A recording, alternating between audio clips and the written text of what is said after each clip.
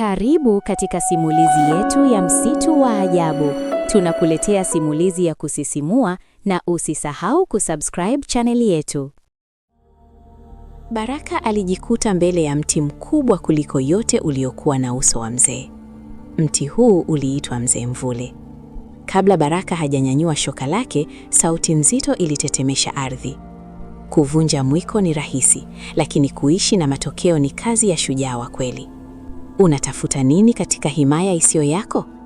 Baraka, akitetemeka, alieleza kuhusu ukame na njaa kijijini kwao. Mzee Mvule alicheka kwa sauti ya radi na kusema, msitu huu ni kijani kwa sababu tunatunza kila tone la maji na kila jani linaloanguka.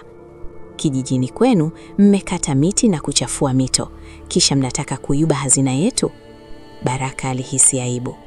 Aligundua kuwa matatizo ya kijiji chao yalisababishwa na mikono yao wenyewe.